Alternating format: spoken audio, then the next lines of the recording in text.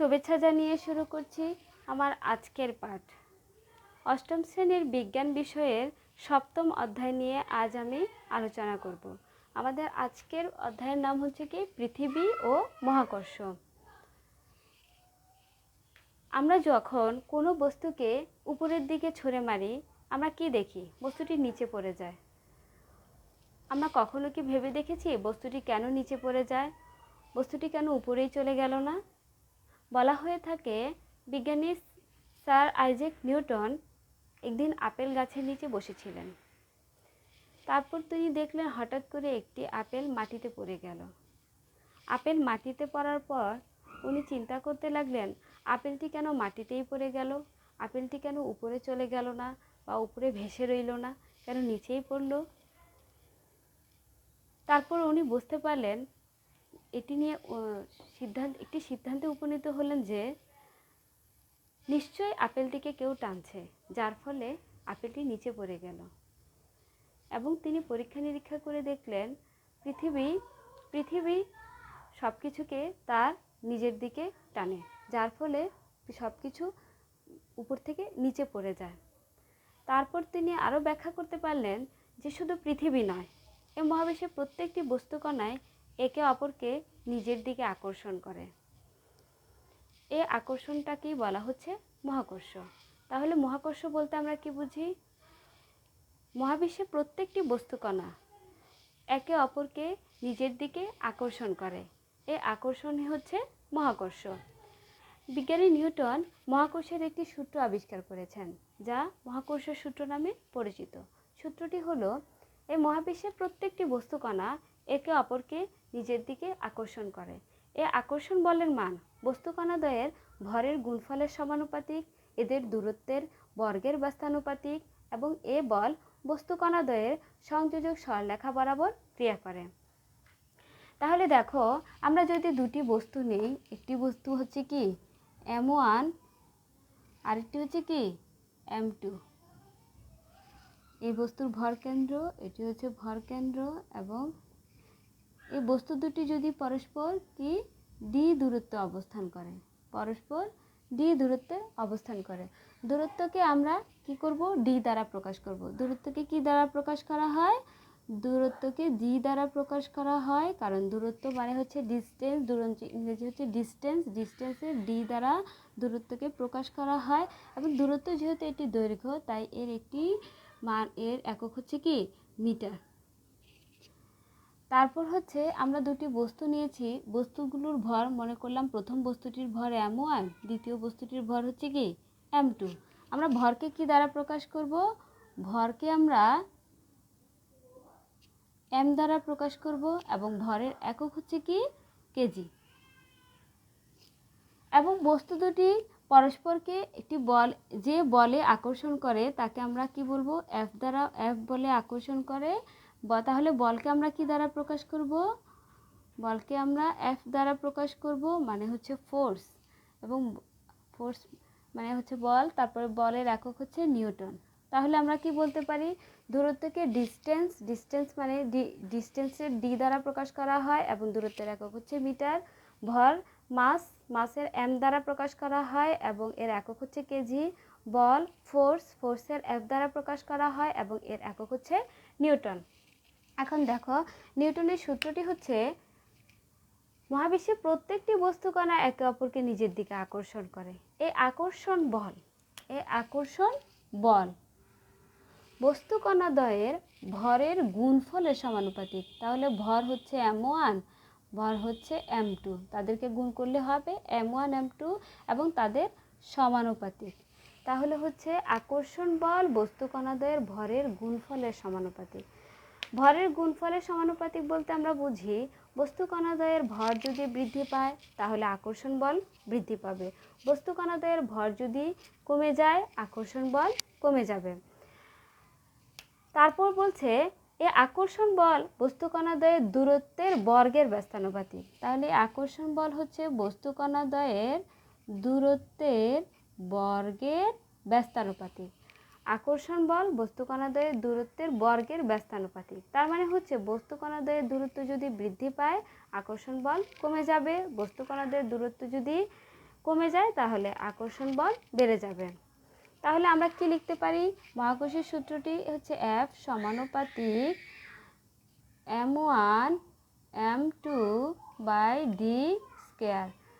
একে যদি আমরা একটা সমীকরণের মাধ্যমে প্রকাশ করতে চাই তাহলে আমরা লিখতে পারি F সমান g into m1 m2 by D square. এখানে যখন সমানুপাতিক চিহ্ন উঠাবো তখন সেখানে একটি সমানুপাতিক জি হচ্ছে কি এটি সমানুপাতিক ধ্রুবক। জিকে বলা হয় মহাকর্ষীয় ধ্রুবক। জি হচ্ছে কি মহাকর্ষীয় ধ্রুবক।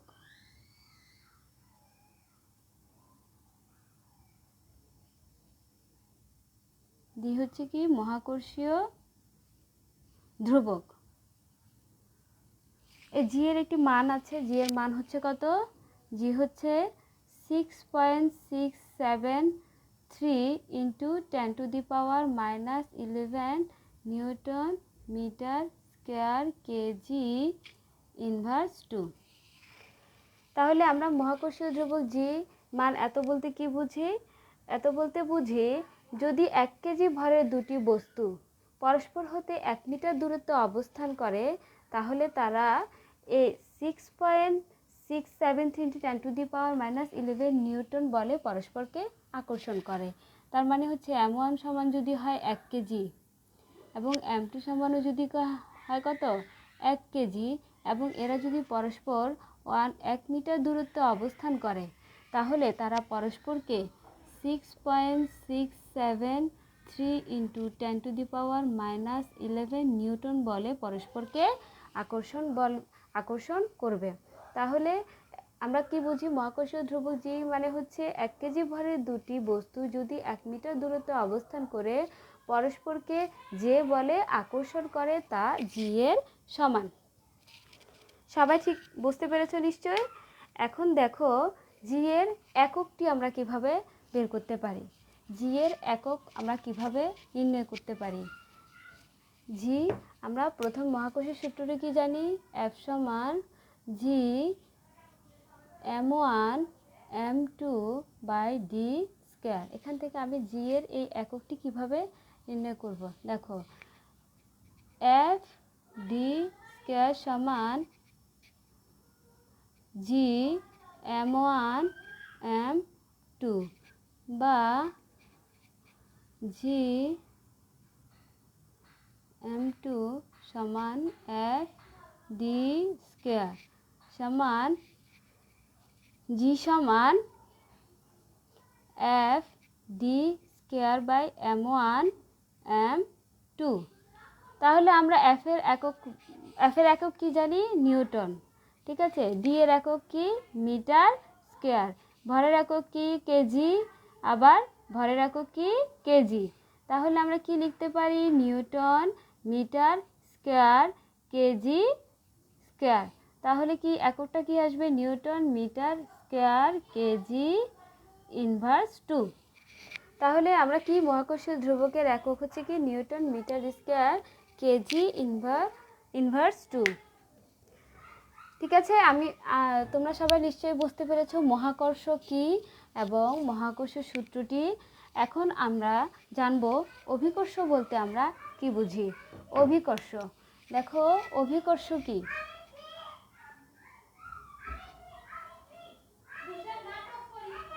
অভিকর্ষ বলতে আমরা কি বুঝি? অভিকর্ষ কি? পৃথিবী আমরা বলেছি এই মহাবিশ্বের প্রত্যেকটি বস্তুকণা একে অপরকে নিজের দিকে আকর্ষণ করে। তাহলে অভিকর্ষ কি? অভিকর্ষ হচ্ছে পৃথিবী এবং অন্য যে কোনো বস্তুর মধ্যে যে আকর্ষণ তাকে বলা হয় অভিকর্ষ। পৃথিবী এবং অন্য যে কোনো বস্তুর মধ্যে যে আকর্ষণ তাই হচ্ছে অভিকর্ষ।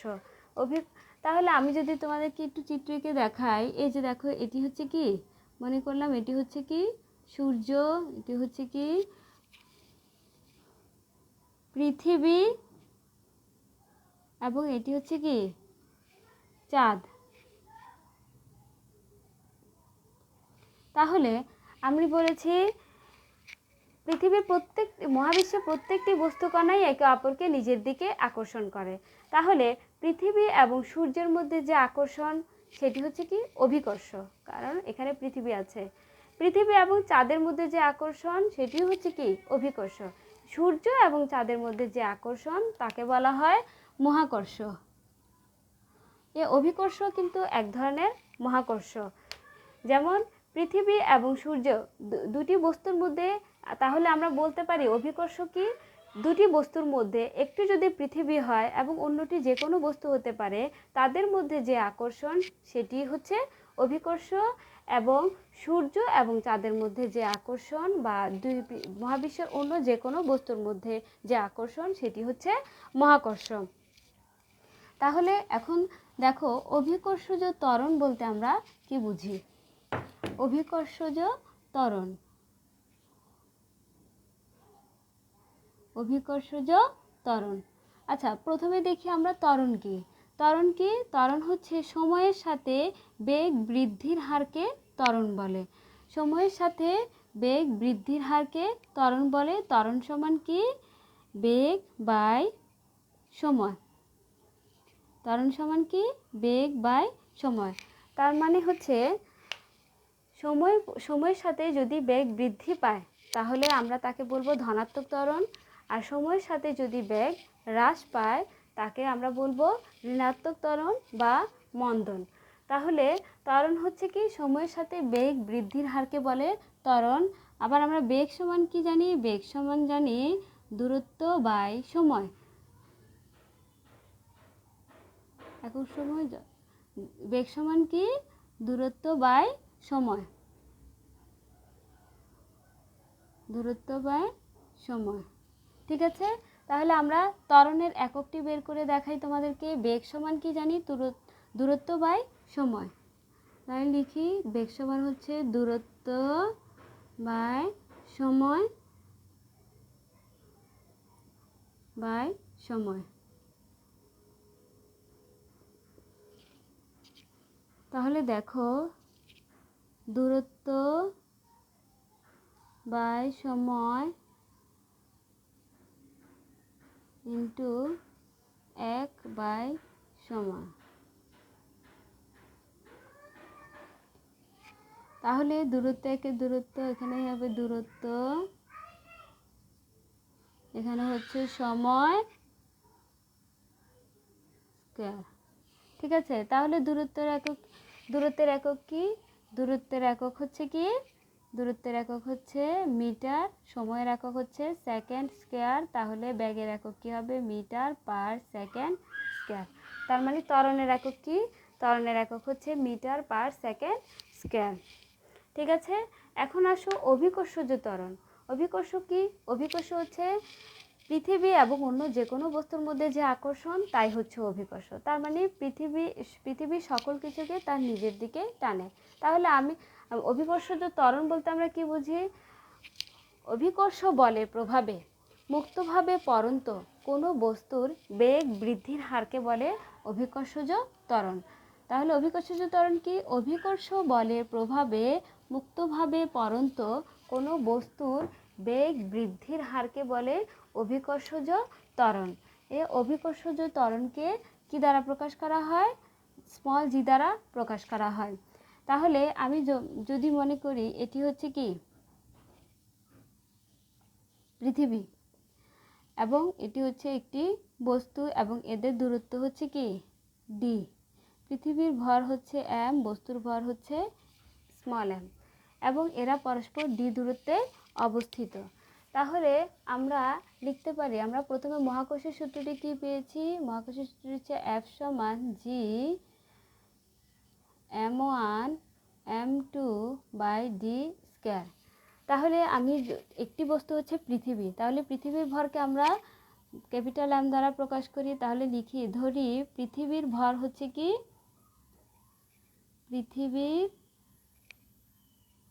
পৃথিবীর ভর সমান ক্যাপিটাল এম এবং যে বস্তুর ভর, যে কোনো একটি বস্তুর ভর সমান কি স্মল এম এবং এদের দূরত্ব কি? এদের দূরত্ব হচ্ছে কি D.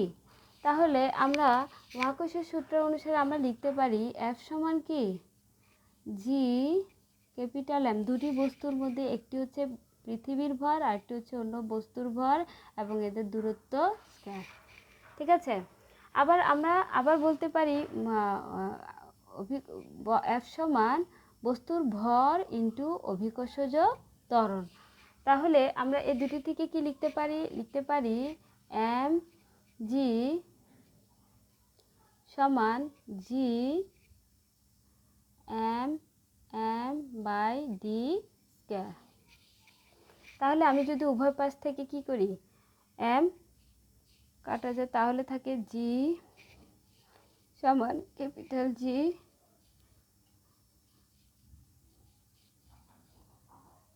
G M by D square. ঠিক আছে, তার মানে আমি এখানে একটি জিনিস দেখতে পাচ্ছি যে এখানে বস্তুর ভর অনুপস্থিত। তার মানে অভিকর্ষজ ত্বরণ বস্তুর ভরের উপর নির্ভর করে না, কিন্তু স্থানের উপর নির্ভর করে, যেমন বস্তুর দূরত্বের উপর নির্ভর করে। এবং দূরত্ব বৃদ্ধি পেলে অভিকর্ষজ ত্বরণের মান কমে যাবে এবং দূরত্ব কমে গেলে অভিকর্ষজ ত্বরণের মান বৃদ্ধি পাবে। এখন ধরো আমি ধরলাম এই বস্তুটি পৃথিবীর পৃষ্ঠে আছে, বস্তুটির ভর এম, তাহলে পৃথিবীর ব্যাসার্ধই হচ্ছে এদের দূরত্ব। তাহলে এখানে হবে আর ডি এর জায়গায় হবে কি আর, তাহলে জি সমান G M by R square. এখন দেখো তার মানে ব্যাসার্ধ বৃদ্ধি পেলে অভিকর্ষজ ত্বরণের মান কমে যাবে আর ব্যাসার্ধ কমে গেলে অভিকর্ষজ ত্বরণের মান বেড়ে যাবে। এখন দেখো আমরা জানি কি পৃথিবী কেমন দেখতে, একটু এরকম, এবং এটা হচ্ছে কি মেরু অঞ্চল, এটাও মেরু অঞ্চল, এটা হচ্ছে কি বিষুবীয় অঞ্চল এবং এই দূরত্বটা এবং এটা হচ্ছে পৃথিবীর ব্যাসার্ধ। এই দূরত্বটা এবং এই দূরত্বটা কিন্তু এখানে বেশি এখানে কম। যেখানে দূরত্ব কমবে সেখানে মানে ব্যাসার্ধের মান কমবে, তখন সেখানে অভিকর্ষজ ত্বরণের মান জি এর মান বৃদ্ধি পাবে। এখানে তাহলে মেরু অঞ্চলে জি এর মান কত হবে 9.83 metre per second square. 9.83 metre per second square. আর বিষুব অঞ্চলে জি এর মান হবে জি সমান 9.78 মিটার পার সেকেন্ড স্কয়ার। দেখো যখন জি এর মান বৃদ্ধি পাবে তখন অভিকর্ষজ ত্বরণের মান কমে যাবে, যখন জি এর মান কমে যাবে তখন অভিকর্ষজ ত্বরণের মান বৃদ্ধি পাবে। এই জন্য জি এর একটি স্ট্যান্ডার্ড মান ধরা হয়। সে মানটি কি? সে মানটি হচ্ছে জি সমান 9.8 মিটার পার সেকেন্ড স্কয়ার। তার মানে পৃথিবী প্রত্যেকটি বস্তুকে তার দিকে 9.8 মিটার পার সেকেন্ড ত্বরণে নিজের দিকে টানে। তাহলে আমরা দেখতে পাই, দেখো একটি বস্তুকে যদি আমি উপর থেকে, এই যে একটি বস্তু, এই বস্তুটিকে যদি আমি উপর থেকে নিচে ফেলে দেই তাহলে বস্তুটি প্রথম সেকেন্ডে 9.8 মিটার পার সেকেন্ড বেগে নিচে পড়বে, দ্বিতীয় সেকেন্ডে 9.8 ইন্টু 2 মিটার পার সেকেন্ড বেগে নিচে পড়বে, ত্বরণে নিচে পড়বে, তারপরে হচ্ছে 9.8 তৃতীয় সেকেন্ডে ইন্টু 9.83 মিটার পার সেকেন্ড বেগে নিচে পড়বে। তার মানে কোনো বস্তু ভূপৃষ্ঠে পড়ার সময় পৃথিবী তাকে 9.8 মিটার পার সেকেন্ড ত্বরণে নিজের দিকে টানে, নিজের দিকে আকর্ষণ করে। তাহলে অভিকর্ষজ ত্বরণের মান কত? 9.8 মিটার পার সেকেন্ড। কোনো বস্তু পৃথিবীতে পড়ার সময় তাকে প্রতি সেকেন্ডে 9.8 মিটার পার সেকেন্ড ত্বরণে নিজের দিকে টানে। আমরা দুটি বস্তুকে যদি নিচে পড়তে দেই, একটি মনে করলা কাগজ আরেকটি হচ্ছে পাথর, এই দুটি বস্তুর মধ্যে যদি আমি একসাথে নিচে পড়তে দেই তাহলে আমি দেখব কি? বলো তো কোন বস্তুটি আগে নিচে পড়বে? অবশ্যই তোমরা বলবে যে পাথর আগে নিচে পড়বে, কারণ অবশ্যই তোমরা কি বলবে? পাথরটি আগে নিচে পড়বে, কারণ পাথরটি আগে নিচে পড়বে, কারণ পাথরটি আগে নিচে পড়বে, কারণ এখানে বাতাসের বাধার কারণে কাগজটি পরে পড়বে এবং পাথরটি আগে নিচে পড়ে যাবে। কিন্তু আমাদের প্রশ্ন হচ্ছে, আমরা তো বলেছিলাম যে প্রত্যেকটি বস্তুকেই পৃথিবী 9.8 মিটার পার সেকেন্ড ত্বরণে নিজের দিকে টানে। তাহলে পাথর কেন আগে পড়বে? কারণ বাতাসের বাধার কারণে কাগজটির মধ্যে বাতাসের বাধা বেশি প্রয়োগ হবে, তাই কাগজের আগে পাথরটি নিচে মাটিতে পড়বে।